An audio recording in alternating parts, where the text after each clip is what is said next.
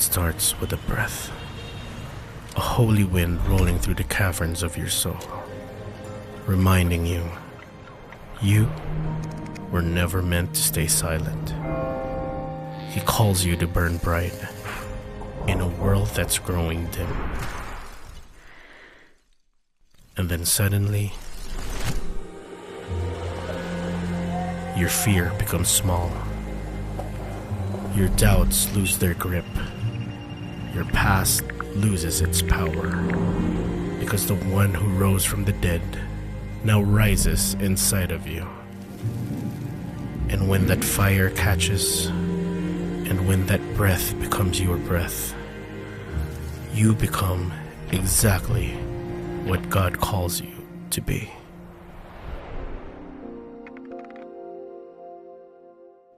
Yon, sige, palakpakan po natin ang Panginoong Diyos sa ginagawa niya sa atin simbahan, even sa simbahan natin sa Panama.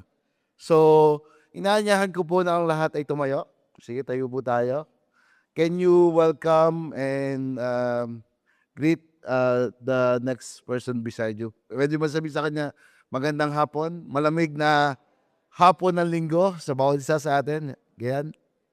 And also, I just want to gusto ko rin po magpasalamat sa patuloy ng inyong pananalangin, patuloy na pagbibigay. Even if you have the heart to go for the mission, marami pong salamat. Kasi nagiging posible po yung imposible because we are willing also na gamitin tayo ng Panginoong Diyos. Our church is not only a local church, but we are a global church. Yes, nandito po tayo sa Lukban, but because of our prayer, because of our giving, because of our continually sending, truly, the gospel is unstoppable. So, inaanyahan ko po na manalangin ang bawat isa dahil hindi naman din po lingid sa kaalaman natin na yung sigalot na nangyayari po sa bansa po. Let us pray for peace. Lord, marami pong salamat. Alam po namin na sa sigalot na nangyayari, alam namin na ikaw ang Diyos ng kapayapaan. At naniniwala kami, Panginoon, that ikaw din ang Diyos na soberano na sa lahat ng nangyayari, Panginoon, alam namin na may maganda kang plano. Na ang plano mo ang lahat ay makakakilala sa iyo, luluhod at sasambitin na ikaw, Jesus, ang Panginoon. Kaya po nananalangin kami, Panginoon, din sa mga aming mga kapatiran, aming mga kapamilya na nasa ibang bansa, or dun mismo sa lugar, Lord, na nagkakameron ng mga bombahan. Dalangin namin ang iyong proteksyon, ang iyong gabay, even, Lord, ang iyong presensya sa kanila, Panginoon, na magkameron sila ng kapayapaan na nagmumula sa iyo. Pagpalain mo po ang aming mga kababayan, ang aming mga mahal sa buhay, that truly you are a God also who will protect them and guide them in this season. We pray in Jesus' name. Amen. Sige po, pwede na po tayo maupo. And we are in the last leg of our series, Unstoppable. Sabi mo sa katabi mo, you are unstoppable. Truly, the gospel is for every nation. Tanong, kung tayo po ay bibisita, nation over nation again, what would it be? What set it apart from the other nation? So, kung tayo daw ay po bibisita sa ibang bansa, ano daw po yung bansa na gusto natin puntahan at bakit daw po tayo pupunta doon? Sige, name a bansa. Yon. So sabi po dito, pagdating sa mga tao at kultura, ang mga Pilipino hindi lamang bumisita para sa mga pasyalan. Sila ay para sa koneksyon. So kalimitan daw po, pagka pupunta tayo sa bansa, depende sa koneksyon na meron tayo. Yung iba, meron tayong kamag-anak. Tama ba? O yung iba naman, dahil meron tayong trabaho na pupuntahan sa ibang bansa. Or yung iba, ano daw yung top 3 na gusto puntahan ng mga Pilipino? South Korea. Yan. Bakit South Korea? Dahil ito daw po'y konektado sa about emotional. Dahil daw po dun sa mga K-drama, K-pop, na feeling po nila, nakilala po mismo nila yung mga artista doon. Tama ba? Recently ito, parang may kamukha Sandara pa. Yeah. Si Ivy, kamukha Sandara Park. Oh. So, tama ba yun? Or yung isa na daw, ikalawa naman po daw, yung tinatawag na yung sa Thailand. Filipino longing to go to Thailand because they feel like the long-lost siblings. This is the land of smile, mirror our own warmth. And the street food culture feels like level up version of our bangketas. Our own bangketas. Third daw po, Japan. We go to experience the omotenashi, o yung tinatawag daw pong hospitality, and the culture that treats everything from tea to trains like an art form. So, kaya daw kalimitan pumupunta daw doon dahil daw po sa libre. Yon. Sino dito mahilig sa libre? Pero for us, as a Christian, yes, we go because we have a connection sa ibang bansa. Tama naman. May trabaho, may mga mahal tayong sa buhay na naandon. Pero we go for the nation because for the proclamation of the word. Pumupunta po tayo sa ibang bansa, hindi lang po magsaya, but there's a mission that God has given us. And this mission is to proclaim the gospel. We believe our church is called to preach the gospel not only here in Lukban, but to the ends of the earth. Ang ating pong simbahan ay hindi lang po para dito sa Lukban, but tinatawag po tayo to preach the gospel to the ends of the earth. Meron ka bang katabing mukhang world missionary, magiging world missionary? Yon. Or gagamitin, yun, meron. Kasi po yung sermon po natin ngayon ay ang team po natin the gospel to the nation. Ito po yung simula in Acts na nagsimula po na sa magitan ni Pablo na nakarating po siya sa iba't ibang bansa at kaya po siya pumunta sa ibang bansa. Ganun po siya ka on fire, ganun po siya desidido at kaalam niya na tinawag ng Panginoong Diyos siya para iproklama ang salita ng Diyos sa buong mundo. And even in the beginning, God called us to propagate the word na tayo po mga mananampalataya ay sakupin ng buong mundo. Na ang lahat po ay luluhod at sasambitin na si Jesus ang ating Panginoon. So, inaanyahan ko po na basahin natin sa Gawa chapter 17, verse 16 to 34. Pwede po tayong tumayo bilang paggalang salita ng Diyos. Sa Tagalog version po natin ng ASND, let's read the Word of God. Habang naghihintay si Pablo kina Silas at Timoteo sa Athens, nakita niyang maraming Diyos-Diyosan doon at lubos niyang ikinabahala ito. Kaya pumasok siya sa sambahan ng mga Hudyo at nakipagdiskusyon sa kanila ang mga hindi Hudyo na sumasamba rin sa Diyos. Araw-araw pumupunta rin siya sa plaza at nakikipagdiskusyon sa sinumang makatagpo niya roon. Dalawang grupo ng mga tagapagturo ang nakipagtalo kay Pablo. Ang isa ay tinatawag na Epikureo at ang isa naman ay Stoiko. Sinabi ng ilan sa kanila, ano kaya ang dinadaldal na mayabang na iyan? Ang sabi naman ng iba yatang Diyos ang pinapangaral niya. Ganoon ang sinabi nila dahil nangangaral si Pablo tungkol kay Jesus at sa kanyang muling pagkabuhay. Sinama nila si Pablo sa pinagtitipunan ng mga namumuno sa bayan na tinatawag na Areopagos. Sinabi nila sa kanya, gusto naming malaman ang bagong aral na tinuturo mo. Bago kasi sa aming pandinig ang mga sinasabi mo. Kaya gusto naming malaman kung ano yan. Sinabi nila ito dahil ang mga taga-Athens, hindi sa kanila, at mga dayuhang naninirahan doon ay mahilig magdiskusyon tungkol sa mga bagong aral.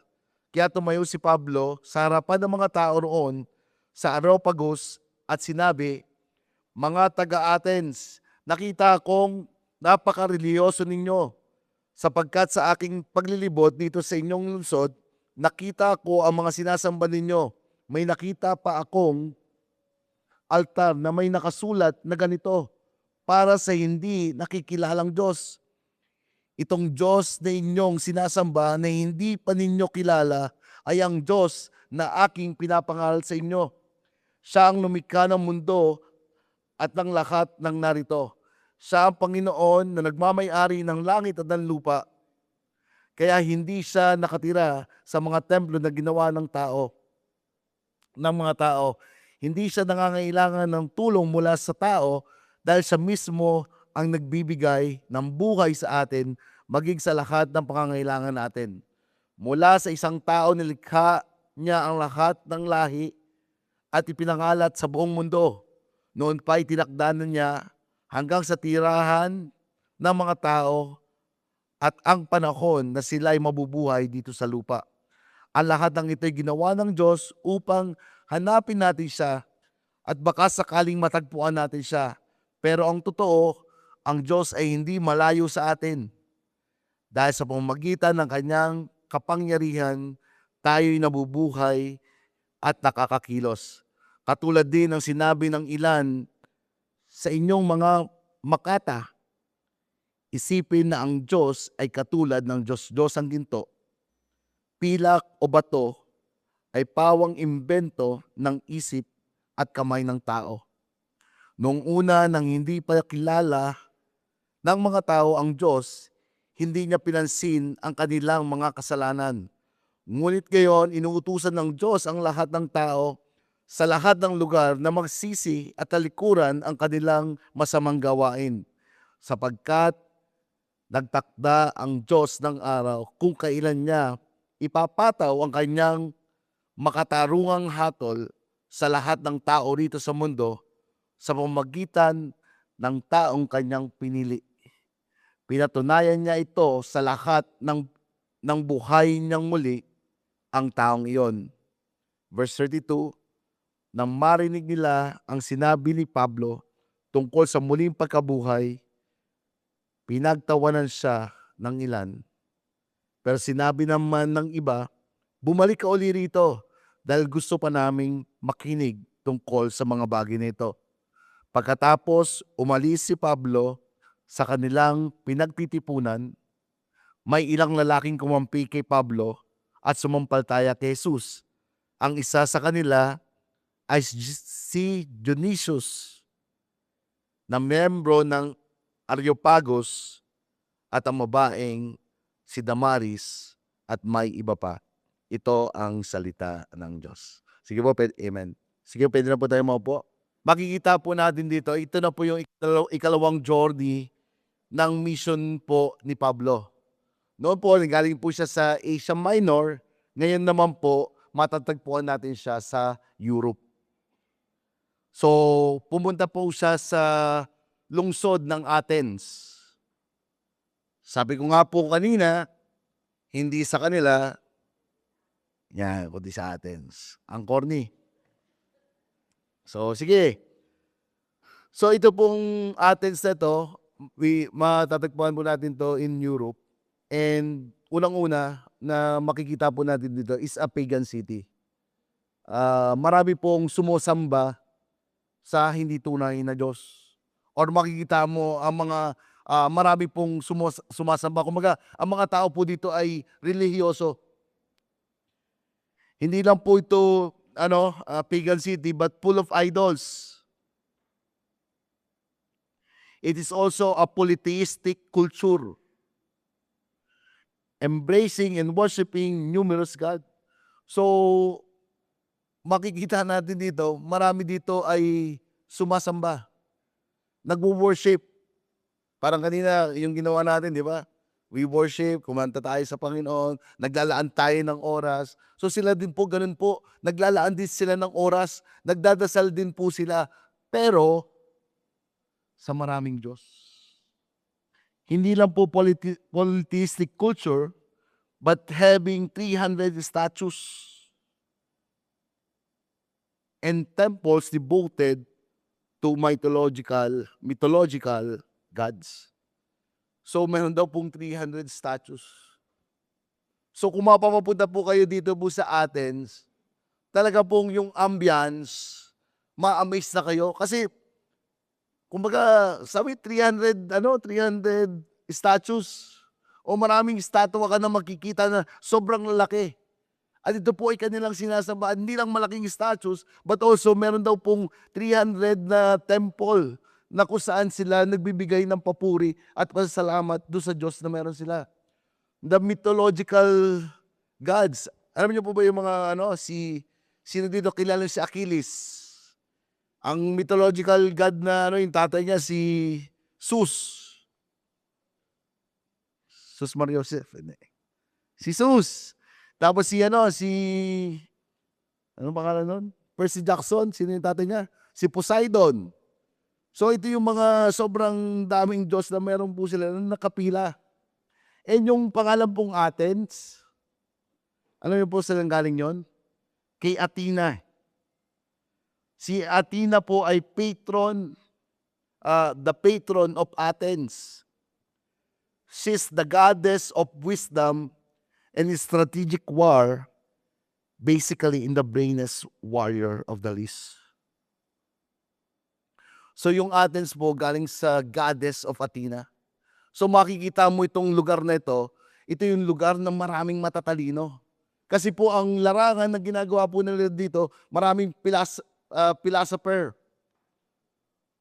Maraming pilosopo. Hindi lang po maraming pilosopo, but marami pong matatalino. Ito po ay lugar na pinupuntahan ng kung sino-sino at yung iba po ay dito nag-aaral. Ang libangan po ng mga tao dito, hindi po tumbang preso. Kumbaga bata pa lang, ang libangan nila ay mag-aral na mag-aral. Meron ba kayo kakilalang gano'n? Mahilig mag-aral, matalino? Sino dito may katabi kayo matalino? Ayun, may ginawan. Yan gusto ko sa inyo. So, ibig sabihin po dito, yung lugar na to ay hindi lang matatalino, hindi lang yung lugar nila ay pinupuntahan, but also sila po ay malapit sa daungan. Kasi nung may nabasa po ang commentary, yung iba pumupunta si Pablo sa magitan ng lakad, ito po, barko na po yung sinakyan niya para makarating po dito. And it means, pagka meron pong daungan, ito po ipagpapakita na maraming kalakal ang dumadating. Sabi nga, bakit ang Quezon naunahan pang umunlad ng Bicol? Ay kasi sa Bicol daw po, meron pong airport. Airport, yan. So, meron daw pong aeroplano na nakakano. So, mas madali daw po yung mga kalakal na i-deliver. So, what do I mean? Pagka pumunta ka dito sa Athens, ay ano po talaga ito? Kumbaga, ma-intimidate ka sa mga taong nandito. And here comes Paul. Naiingintay niya yung mga kasama niya doon. Pero ano po nangyari kay Paul? Dapat mag-enjoy siya, di ba? Pagka pumunta ka sa isang lugar, mag-i-enjoy ka.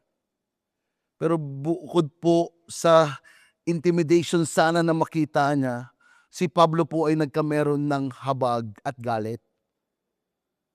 Bakit? Ba't nagkameron siya ng pusong mahabagin? Ba't nagkameron siya ng puso na galit po siya? Kasi itong lugar na to, kahit sobrang yaman na nito, sobrang, kumbaga kung papipiliin ka ng lugar, ito yung pipiliin mo. Pero nagkameron siya ng galit at habag dahil ito pong lugar na ito ay hindi nila kilala ang tunay at buhay na Diyos. When we look into the Philippines, parang kawawa naman ang Pilipinas, di ba? Sa ibang bansa. Pero you know what? We are so blessed dahil meron po tayong tunay at buhay na Diyos. Sino po dito, kilala mo yung tunay at buhay na Diyos? Kung kilala mo yun, sabihin mo sa iyo, I am so blessed. You are so blessed.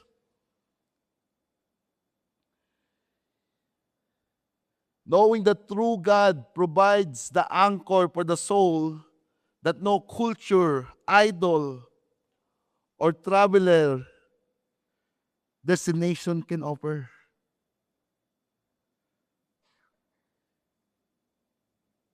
We are so blessed because we know this true and living God that gives us the ultimate identity.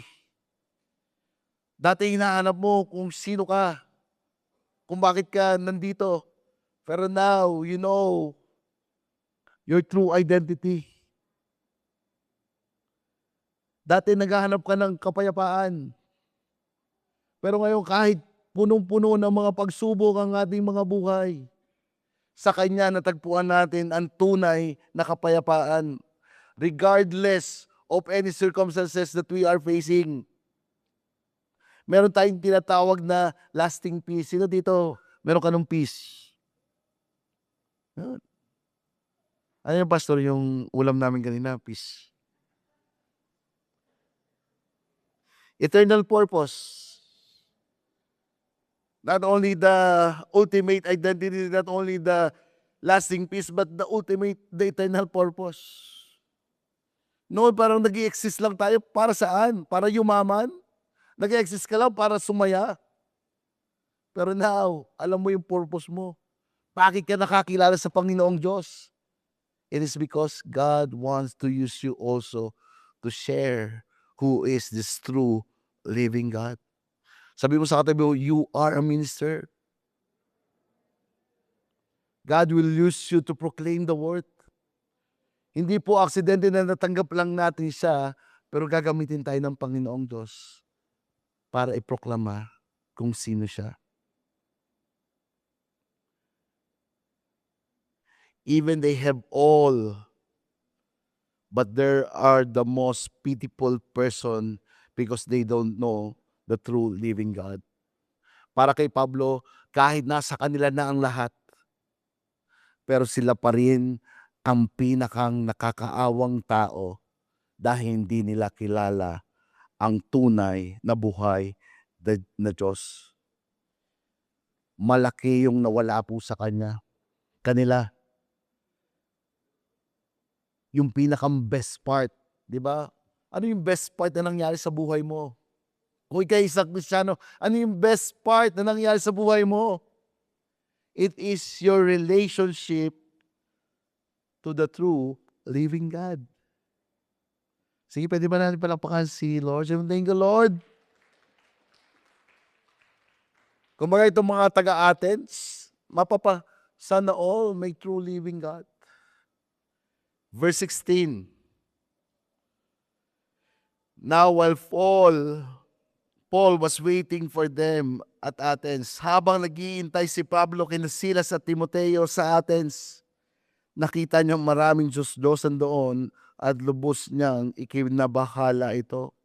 Siya ay nahabag, nagalit. Dahil punong-puno daw ng mga idolo, punong-puno ng mga statue. And he was moved by God's passion.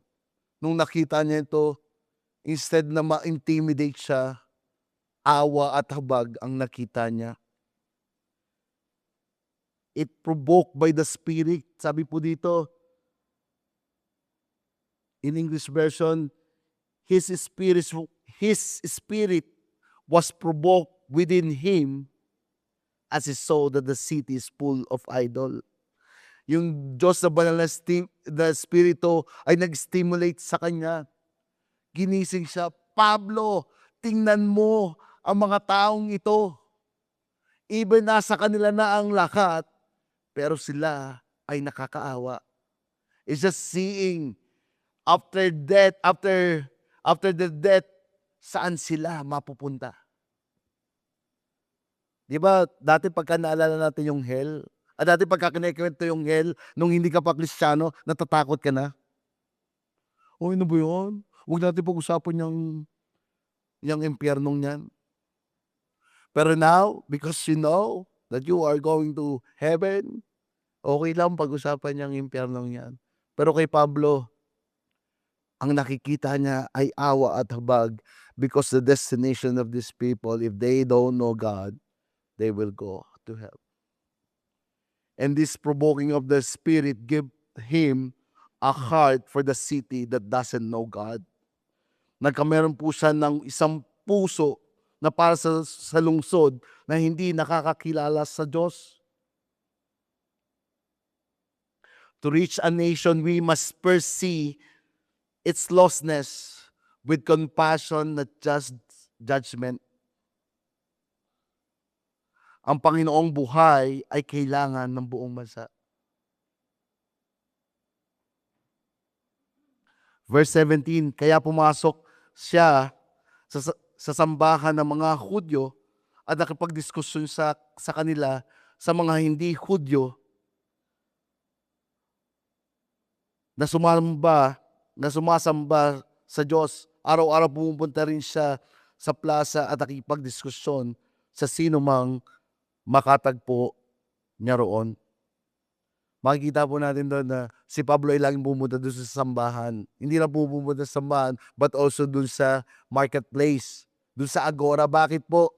Kasi gusto niyang ma-engage yung culture and community. Yung pakikipagtalo po ni Pablo, hindi po siya nakikipagtalo kasi gusto niyang siya ang pakinggan ng mga tao doon o siya yung pinakamagaling. Pero nakikipagtalo po siya dahil ito po yung kultura ng mga tao. Parang tayo, we have in all community, marami po tayong community. When we say Zumba community, sino po dito part ng Zumba community? Yun, may mga nagsusumba dito, kilala ko kayo. Pickleball community, music community, sa school community na meron tayo, di ba? Marami po tayong community. But we are there, hindi po tayo para magjabang na, oy, born again na ako, kayo sa impyerno kayo mapupunta. And then we are there to engage the culture and community. At ito po yung ginawa ni Pablo. Hindi po siya nagmayabang o ano man, pero kinuha niya yung loob ng mga tao until the time ma-preach niya ang salita ng Panginoong Diyos. Kasi nga, di ba po yung mga tao sa Athens, hindi sa kanila. Yung mga tao sa Athens, ano po itong mga tao sa Athens? Matatalino. Ano po mag-engage sa kanila? Yung pagkikipagtalastasan. In verse 17, he not only engaging the culture and community, but he preached the gospel.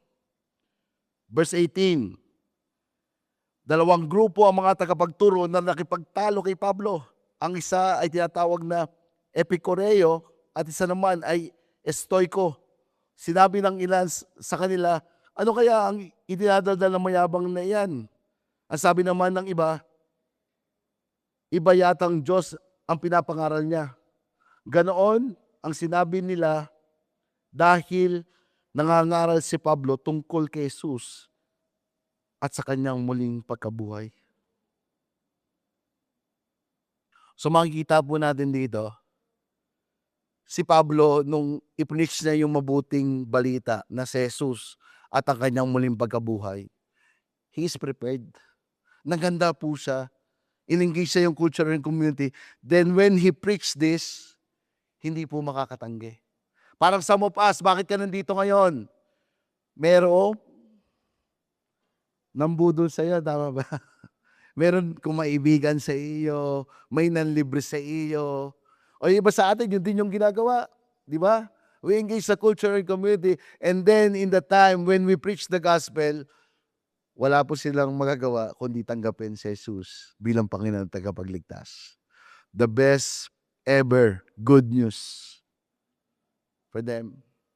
So that when we preach the gospel, we are called to prepare carefully while also remaining sensitive to the leading of the Holy Spirit. Ano po yung sensitivity for the leading of the Holy Spirit? Not only that, but also be faithful to preach the Word of God. Sabi po dito, ang preach po ni Pablo ay yung resurrection at si Jesus. He engaged the world.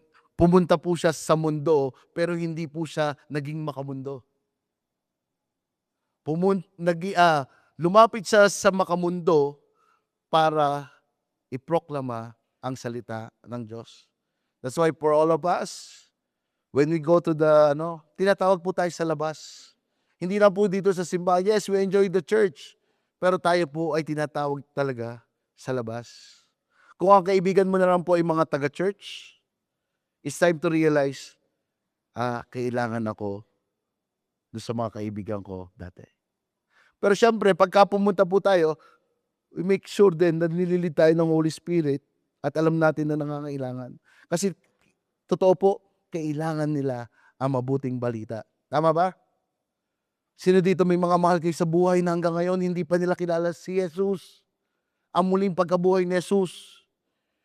Sino po dito na meron kang mga kasama na hanggang ngayon hindi pa rin po nila kilala si Jesus? And now God is calling us. Sabi mo sa katabi mo, tinatawag ka ng Panginoon. Naiproklama si Jesus at ang kanyang muling pagkabuhay. And when he engaged the culture and the community, he end up preaching the gospel. And alam niyo po ang nangyari dito? After he engaged the culture and community, binigyan siya po ng pagkakataon na mag-preach dun sa Areopagus. Yung Areopagus po, ito po yung lugar which is nandun po yung maraming philosopher. Tapos ang tumatayo po dun ay tagapagturo. And you know the background naman ni Pablo, di ba? Tagapagturo din po siya. So nung time na yon, because na-engage siya yung mga tao, nagkameron siya ng more opportunity na i-preach yung gospel. Kaya po yung way na meron tayo, God gave us the opportunity to preach the gospel. Totoo po. Tama ba? Parang ako po, laging ang way ko to engage the community is yung dati ko pong profession na PT po. So, parang one time, meron pong nagja-jogging ako, may nakita ako na stroke. Gaganon-ganon sa daan, tapos gaganon. Tatay, tama-tama, nag-exercise ako. Gusto mo, bigyan kita ng libreng therapy. O sige, gawin natin. Wow, ang ganda ka, no? O sige, tatay, dahil malakas ka na, kailangan spiritual din. Tinatanggap mo ba si Jesus bilang Panginoon? Then we pray. Ang ganda nun Ang ganda nun prayer ba? O sige tatay, Monday ulit, kita tayo dito. Same, parehas na oras. So nung pagpunta ko po doon, wala si tatay. Tapos nung paalis na po kong ganyan, may tumawag. Ron, pagtingin ko po, gano'n. Tapos may 3 ding stroke. Nakaganon din yung 3 stroke. So after noon, okay, session ulit. After session, again, preach the gospel. What do I mean? Same thing to us, as we engage the culture and community, ang mga tao po ay hahabol sa tagapagsalita din ng salita ng Diyos. Bakit? Makikita po nila yung kaibahan doon sa nakikipagtalastasan lang o doon sa nagbibigay ng magandang balita. Remember what we are carrying? Ano po yung balita na meron tayo? Ito po ang pinakamagandang balita na pwedeng ma-receive ng isang tao. At ito po ay dala-dala natin. So, not only having a heart, but also how we present. Tingnan po natin si Pablo. The presentation introducing the unknown creator. Nung in-introduce po ito ni Pablo, he just like building the bridge. Nung siya po ay pinoklama na po niya yung kung sino ang Diyos, kumuha po siya ng connection dun sa mga tao. At ang una niya pong kinuhang connection, yung Diyos na hindi nakikilala. Kasi po, dun sa maraming Diyos na yon na meron po sila statues of Zeus, statues of basta mga Diyos-Diyosan na yan, may isa po doon nakita siya, yung Diyos na walang nakakilala. And he get it, kinuha niya po ito. Alam po yung Diyos ng walang nakakilala kung saan po siya nag-start. Kasi po 600 years daw po bago magbisita si Pablo dun sa Athens, hindi sa kanila. Wala talaga, walang tumatawa. Tatlo na, Chester. Sige, hindi ko na babanggitin. O sa Athens, yan. So magpunta niya po sa 600 years bago po bumisita si meron daw po nagkameron ng plagues. Doon po nag-umpisa ang sky plagues. Wala na naman. So yung plagues, yung tinatawag po na peste. Nagkameron ng peste doon sa Athens. And ang ginawa po nila, nag-ano po sila ng tupa na pakakawalan nila yung mga tupa at kung saan po ito humiga, doon po nila iaalay yung tupa kung saan Diyos. So again, may mga pumunta sa mga statues o sa statua, pero yung ibang mga tupa humiga doon sa mga walang statues. So kahit wala pong statues, ang ginawa pa rin po nila, doon po nila inialay yung tupa at nilagyan po nila ng statues na ito yung Diyos na walang nakakilala. So the entry point, the presentation of the gospel, ikinonect po ni Pablo doon. At ito po yun. Verse 24. Siya ang lumikha ng mundo at ng lahat ng narito. Siya ang Panginoon na nagmamay-ari ng langit at lupa. Kaya hindi siya nakatira sa mga templo na ginawa ng mga tao. Hindi siya nangangailangan ng tulong na mula sa tao dahil siya mismo ang nagbibigay buhay sa atin maging sa lahat na pangangailangan natin. Mula sa isang taong nilikha niya at lahat ng lahi ipinangalat sa buong mundo, noon pa'y itinakda na niya ang hangganan ng tirahan ng mga tao at panahon na sila'y mabubuhay sa lupa. Ipresenta niya sa magitan na ikinunwak niya doon sa Diyos na hindi nakikilala at itong Diyos na hindi niyo nakikilala, ito ang Diyos na naglikha ng lahat. Kumbaga, pinabanggit niya doon na lahat ng naandito, lahat ng Diyos na meron dito, ang Diyos na meron ako o itong Diyos na hindi nakikilala, ito ang Diyos na ipinipresenta ko sa inyo. He is the Creator. He is the sovereign God. Not only a sovereign God, but our Maker. Siya ang naglikha sa atin. Kumbaga, wala pa tayo, andito na siya. Siya ang makapangyarihan sa lahat. Kasi lahat ng Diyos-Diyosan na meron sila doon, sila po ang naglikha. And even in the second commandments, right? Huwag kang gumawa ng Diyos-Diyosan na mula sa lilok ng iyong mga kamay.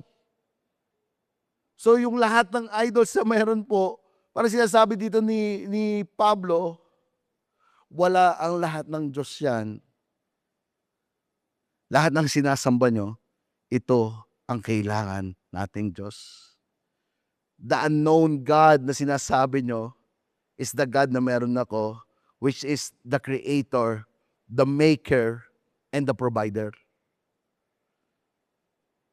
Huminga ka nga, pwede bang huminga ka? Buti na nakakahinga ka pa, di ba? Pagka yung Diyos na meron ako at sinabi na hindi ka na huminga, wala ka na dito. Parang ganun yung sinasabi niya. Or may conversation kami ni Ate Mayla.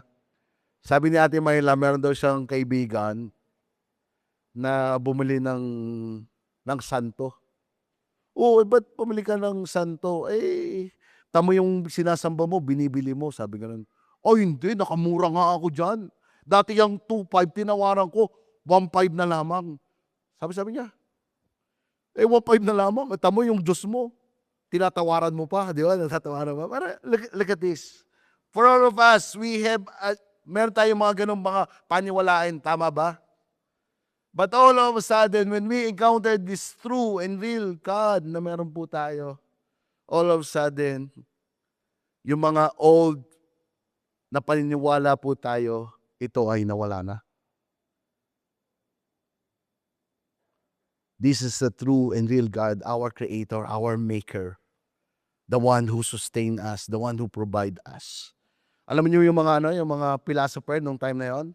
Hindi ko alam kung anong reaksyon nila. Maybe some of them, ooh, ang lakas ng dating or yung parang si Boy Pickup, boom! Talabas. Ito, nagtatawanan nga kami kanina eh. Kasama sa prayer natin yung mga magte-take ng exam natin. Yung board passer. Kailan? Sa Sunday. So yung lapis nyo, nakahanda na ba? At ating babas-basa. Di ba natin mga paniniwala natin, kailangan ng labis, kailangan ng kadila. But all of a sudden, when we know the true and real God, yung panampalataya po natin doon sa dati nating paniniwala, doon sa pusang itim, pagka dumaan, huwag ka nang tumuloy, parang all of a sudden, nawala po lahat na yon. And this, the Paul, how we introduce and bridge the gap para makilala ng mga tao itong true and real God. Last point, what is the response of the people? Ano yung respond, kalimitan, pagka preach natin ang salita ng Diyos? Third point, the proclamation and result. The call to the risen King. Ang proklamasyon at resulta. Ang panawagan na nabuhay na hari.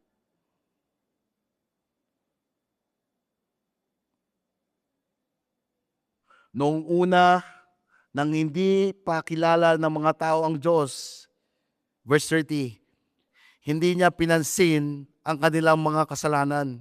Ngunit ngayon, inuutusan ng Diyos ang lahat ng tao sa lahat ng lugar na magsisi at talikuran ang kanilang masamang gawain. Sinasaad dito ni Pablo, and now, ano na ngayon? Nakilala na natin itong totoo at buhay na Diyos. It's time to repent. Magsisi tayo sa ating mga kasalanan. Truly, yung mga dati natin pinapanampalatayaan, dati tinatawag natin mama. Si mama, di ba? Ba't tayo mananampalataya dyan eh? Tao lang din naman siya. Si Papa, si Jesus, sinawag pang Papa. Hindi naman Papa si Jesus. Diba? And God calling us, to all of us who have an idol, kung sinong merong Diyos-Diyosan, tinatawagan niya na humingi ng tawad. For us, when we check our heart, sino ba yung idol na meron tayo? O ano ba yung idol natin? Kasi lahat po tayo may idolo, tama ba? Kung sino mas mataas sa Diyos, sa ating mga puso, yun po yung idol natin. Sino po dito may katabi kayong in love? Yun. So may mga in love dito. Tanong, sino mas mahal mo? Ay, talaga kinikilig si Ate Mayla. Sa mga may asawa, sino mas mahal natin? Yung asawa natin o ang Panginoong Diyos? Yun. Letter.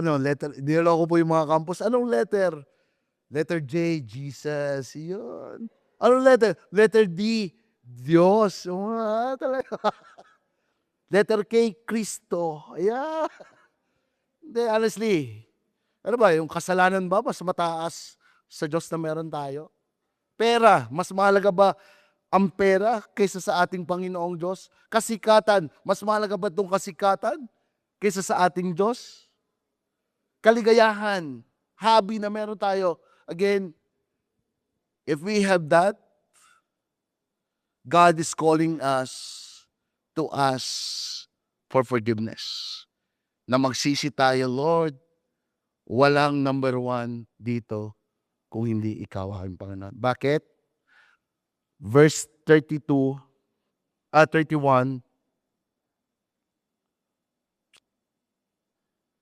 He is the judge. Si Jesus mismo ang maghuhukom sa atin. Sapagkat nagtakda ang Diyos na kung kailan niya ipapataw ang kanyang makatarungang hatol sa lahat ng mga tao rito sa mundo sa pamamagitan ng taong kanyang pinili. Pinatunayan niya sa lahat ng buhayin muli ang taong iyon. Representation of Jesus through resurrection. Namatay po si Jesus para kunin ang lahat ng ating kasalanan. Pero hindi po nanatiling namatay siya. After 3 days, muli po siyang nabuhay. And to all of us na tinanggap natin siya, hindi lang po tayo nakalaya sa kasalanan, but we can also overcome the sin. We can also overcome the world. Sabi mo sa katabi mo, matagumpay ka.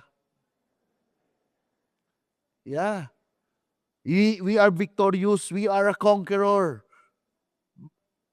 Kaya po pangalan ng church natin Victory. Because you are victorious.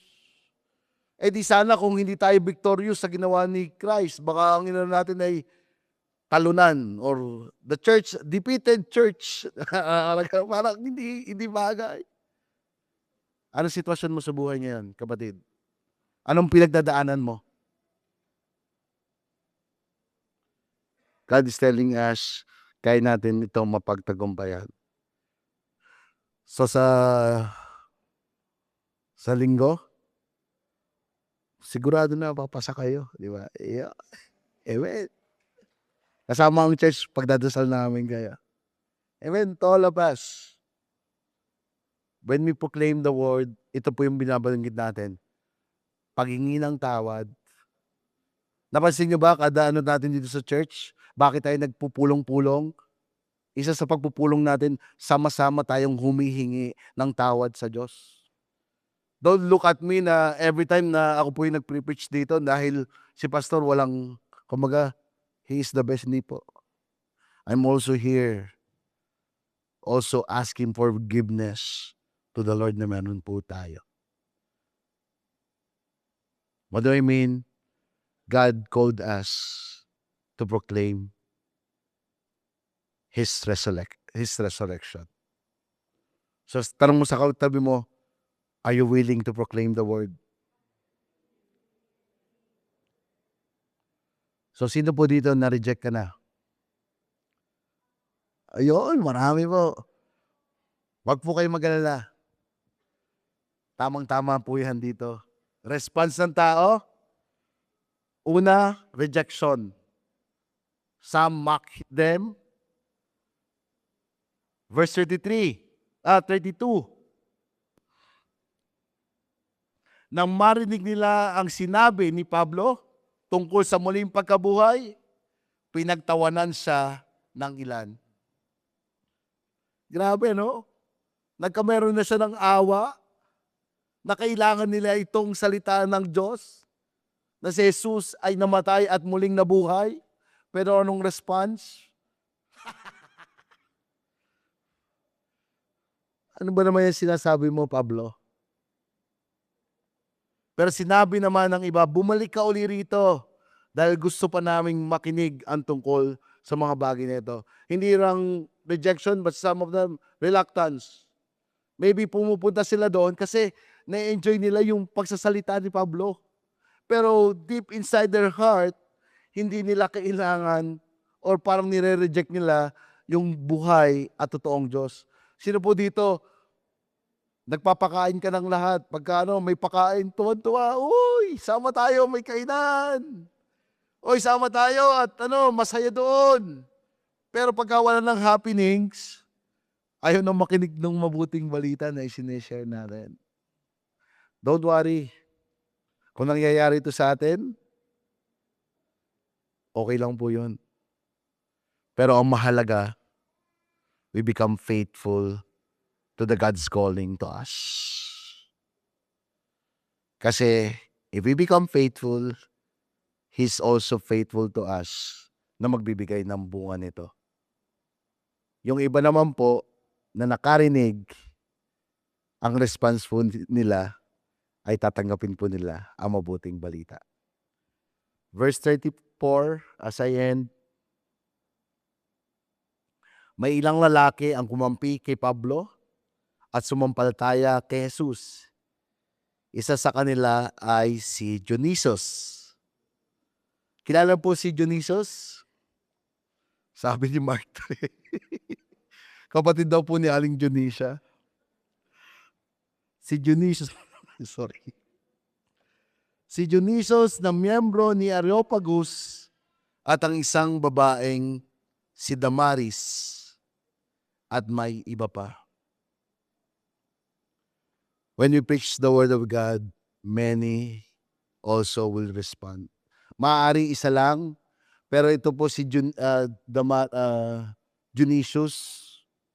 Ito po ay isang leader ng Areopagus at marami daw pong member ang sumama din sa kanya. And merong isang commentary din ako nabasa, maybe isa si Dionysius, pero siya daw po ngayon, parang yung time din po na yon, parang nung umalis na si Sinda Pablo, siya po yung naging pastor dun sa lugar na yun. What do I mean?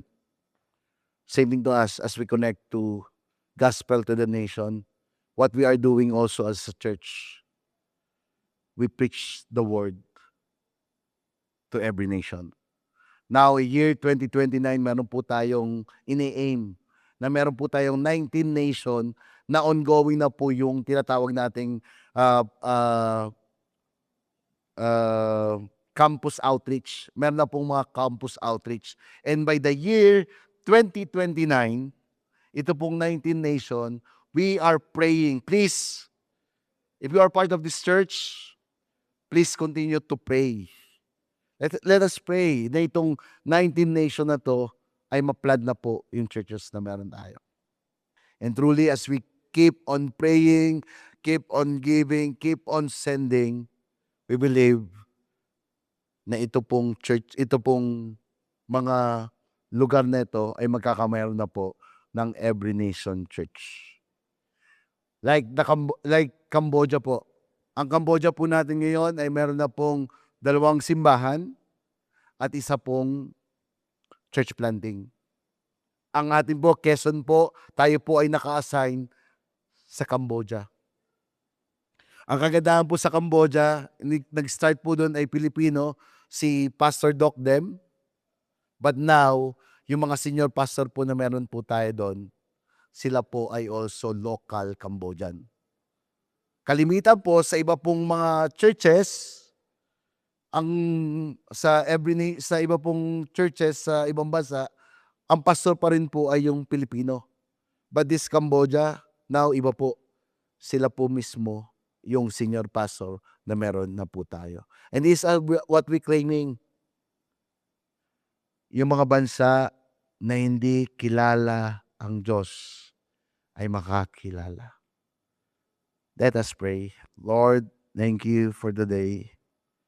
Thank you, God, for the message that truly, like Paul, when he see these people, nung nakita niya itong mga taong ito na walang Diyos at naniniwala sa Diyos na hindi nakikilala, binigyan mo siya ng habag. Binigyan mo siya ng puso sa mga bansa, sa mga lugar, sa mga tao na walang Diyos. And this is our prayer, Lord. Give us a heart who has a compassion for the lost. That every time, Lord, makikita namin yung mga tao, especially yung mga mahal namin sa buhay, na walang Diyos, we pray, let your Spirit provoke us, stimulate us that we need to pray for that person.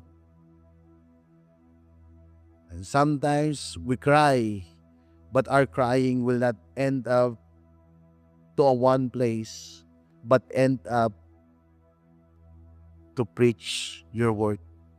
Lord, give us boldness. Bigyan mo kami ng lakas ng loob. Through this compassion, sa pamamagitan ng aming habag, we will end up proclaiming your word.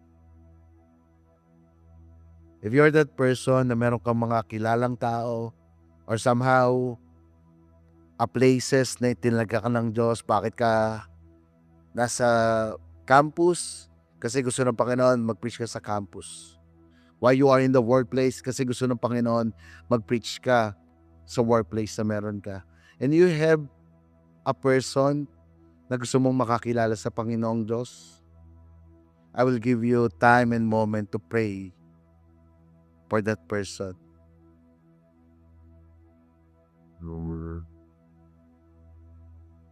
Lord, thank you. And pronounce their name. Declare it to the Lord with compassion.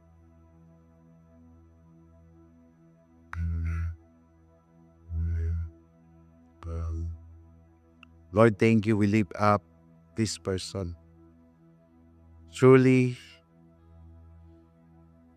not only lift them up, Lord, the person, but also give us the strategy how to preach your word. Thank you, God, because you empower us. You said your word, when the Holy Spirit comes, we will receive power and we will become effective witness in Jerusalem, Judea, Samaria, and to the ends of the earth. Lord, give us a big perspective that truly your gospel is not only para dito sa Lukban, but ito ay para sa buong mundo. Lord, give us a person,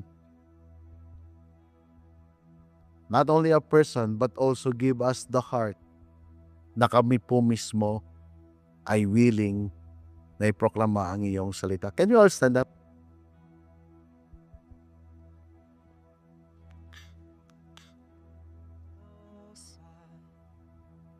This is the last leg of our series, Unstoppable. And we know what is the secret kung paano po maging unstoppable. Pwede bang sabihin sa sarili mo, yes, I am unstoppable.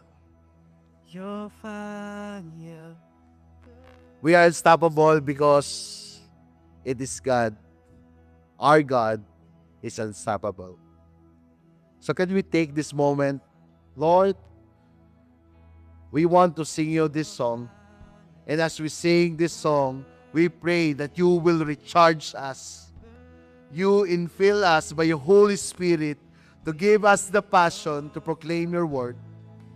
Lord, lalabas kami sa lugar na ito na punong-pulo kami, Panginoon. Nag-uumapaw sa pagkakakilala sa iyo at nais na iproklama ang iyong salita. Let's sing this song.